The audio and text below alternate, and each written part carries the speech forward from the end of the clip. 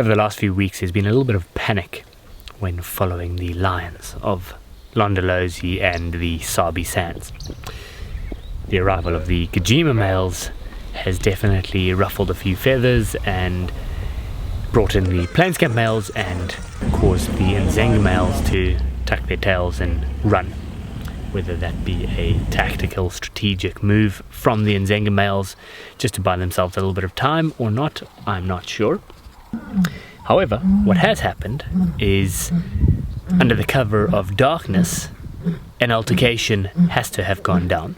Both males were found just after I went on leave, having discovered a young buffalo calf stuck in the mud in one of the larger water holes way down in the deep south that was drying up towards the back end of our winter. Oh my God, if you look at it with binoculars, you're gonna be... One male had a bit of a swollen face. Not too sure exactly what had unfolded prior to that, but over the next few days as they were feeding on this little buffalo calf and in that area, his face then swelled up significantly. Basically his entire face was like a beach ball. There was a couple of concerns as to might be a dreaded disease that could have got him. After a brief inspection, it appears that those injuries were caused from an altercation, very likely with another lion.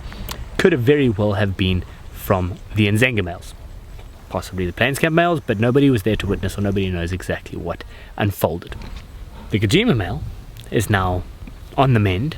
The swelling has subsided, and we are currently sitting with him. Initially he was lying in the shade of a bush over there, looking awfully uncomfortable, and partly because he has a very full belly. He's eaten something recently, and it's a very warm afternoon.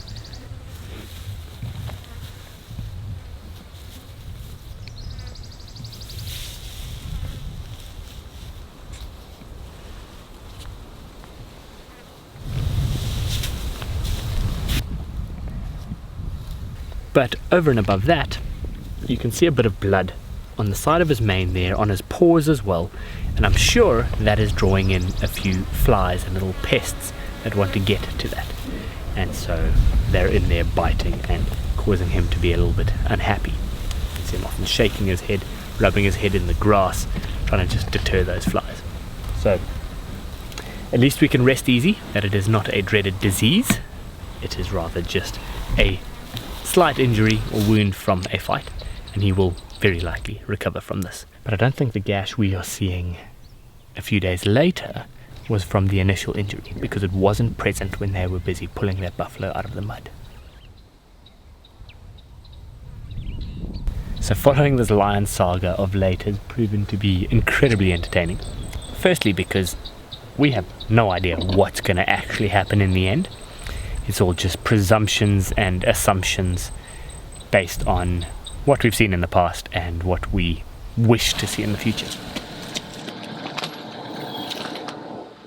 If the Ximungwe Males, who in my opinion are probably the underdogs in this whole saga, did inflict these injuries to this Gijima Male, then at least they're standing strong and holding down the fort in the northern parts of their territory. But over the last few weeks, the Gijima Males have spent a large amount of time on Londolozi. So I'm wondering if they have now abandoned or semi-abandoned the Msutlu pride, which used to be known as the Talamati breakaway pride, that are now roaming around just south of our boundary. Are they now going to spend a lot more time here, probably come into contact with the Kambula pride and the Nsevu pride, which probably doesn't bode too well for the youngsters of both of those prides. As we've said multiple times in the past, the lion dynamics at the moment are keeping us on the edge of our seats, and I am intrigued as to what's going to go down in the next few months.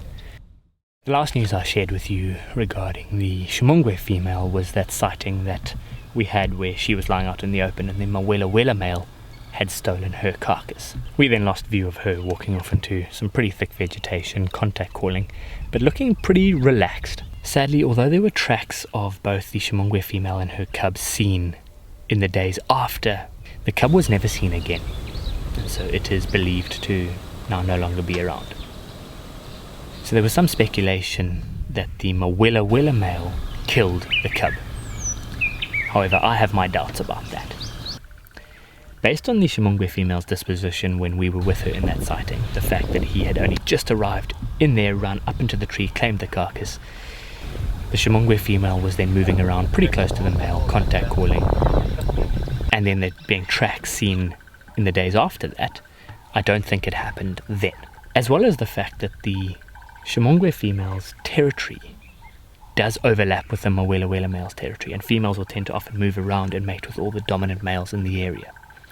So there is a very high likelihood that she did mate with him, and therefore he believes the cub is his.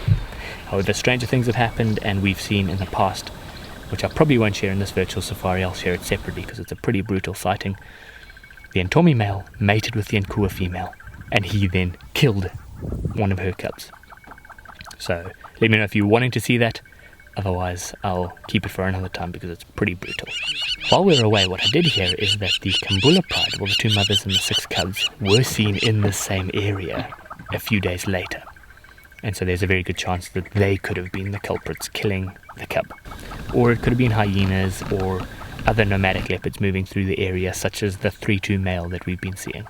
The reality is we'll never really know what's happened, but it's just heartbreaking for her to then end up losing this cub after all she's been through and the dedication she's shown to try and keep herself and this cub alive. So here is the last little sighting that I had of both the Ximungwe female and her cub.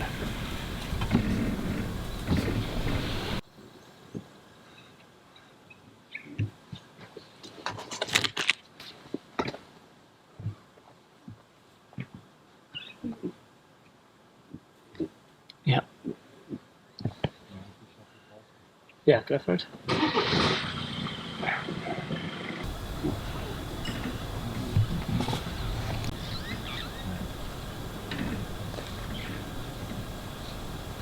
Around our level 50, I'm not sure exactly.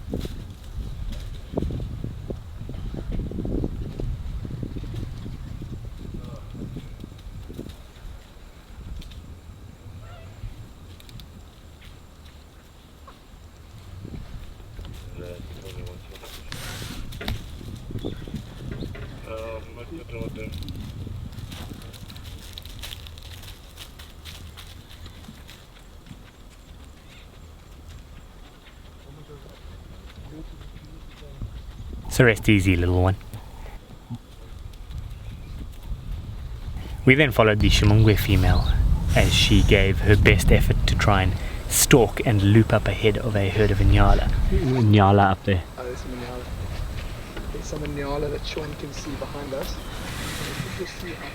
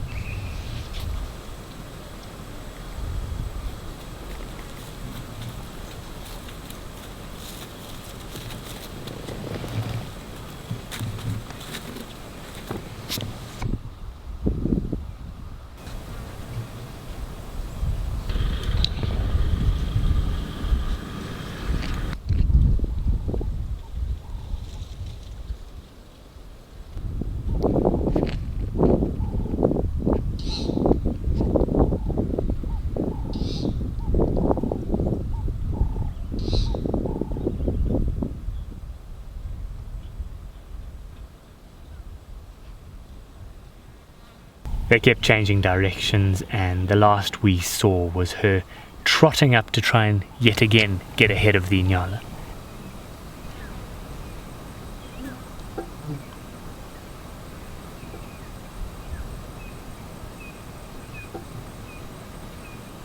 But with it getting dark, we thought best to leave her to her own devices and try and hunt without us being around. Now, I hope you enjoyed this virtual safari. Let me know in the comment section below how you're feeling about the sad loss of the Ximungwe Female's cub. And who do you think inflicted these injuries on this large, blonde Gijima Male? Subscribe if you haven't already. It really helps our channel, and it's free. It just takes a couple extra seconds of your time. But thanks for watching. That's all from me for this week. So we'll see you back here again next weekend. Bye for now.